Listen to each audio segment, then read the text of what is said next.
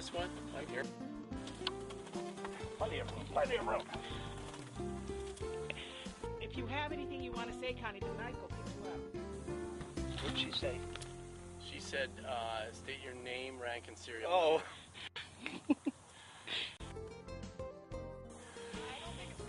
number. I'm Conrad Vargas, the old desert naturalist, and sitting on my left is... Bruce Rodewald, the math teacher at Palm Springs High School. Oh my goodness, we have a math teacher.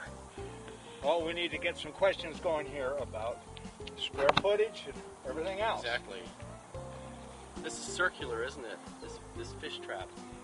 Yes, very circular. Some of them might be square, depending on how they move the rocks. Probably figure out what the area of this little pond was. That's your job. If we knew the I'm not a diameter, mathematician. Right?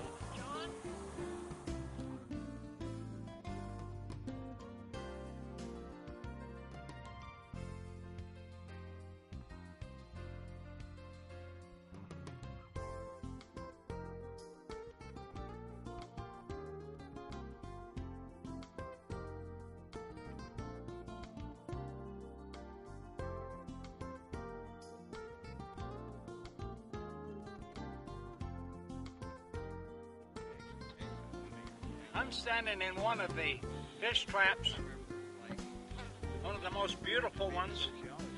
It's 15 feet across and a good 3 foot deep. It held a lot of fish if they wanted to come in here. Today, I'm at the fish traps over on the shoreline of Old Lake Kauai. I'm sitting on a fish trap here that the Indians used to catch fish. They would build these rock basins by taking the rocks out, building a wall, and at my feet here, they would leave rock out and put brush in here. The fish would come in, and when they come to get the fish, they realized that there's fish. They would pile the rocks back up and close this bridge off so that the fish couldn't get out, and then they'd catch them. Just making a count from the top of the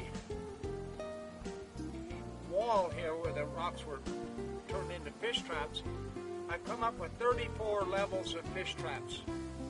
The ones at the very top were very, very amateurish. The Indians didn't really learn how to build the traps in 1 year. It took them, don't know how many years, but each year the traps became better and better, nicer looking. And as you can see by this one here, it's really a beautiful trap, and we know that it caught fish, otherwise they wouldn't have spent so much effort in doing it. The water that was here, in a few moments we'll show you the shoreline, we're at 80 feet below sea level where I'm sitting right now. When the lake was full, it went clear up to where the shoreline is.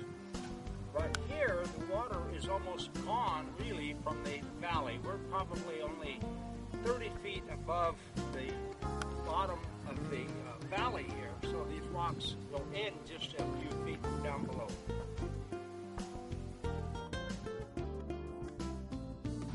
Depending on the ambition of the person who was building the trap, generally the children were sent down to do it. I'm sitting next to a trap here that's only about 4 feet across. When they built the trap, they would put brush into it so that the fish should come in and have shade. And it worked fine.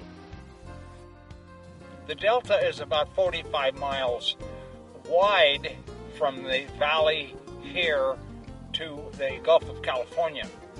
The Colorado River would change its course periodically, and every once in a while it would cut its way through that delta and fill the valley here with water up to the sea level mark. Actually, the mark on the wall up there is 40 feet above sea level.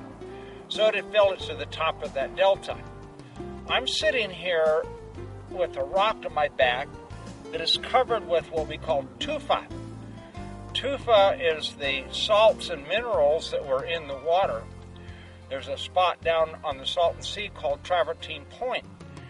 The first people who came down thought it was travertine, which is a marble. Well, this is not marble, this is tufa. And it's just nothing but a chemical that is on the granite rock here. So this was actually part-time above water and part-time below water, so where the tufa would form on it. So if someone calls it travertine, they're mistaken. It's not. It's tufa. The water has been in here, we don't know how many times from the Colorado.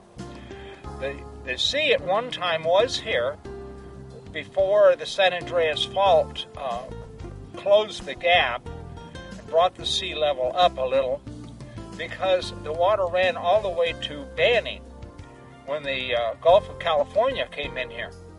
But now, with the cutoff being below sea level here, the Colorado River will never have a chance to come in here again because of the delta that itself has formed.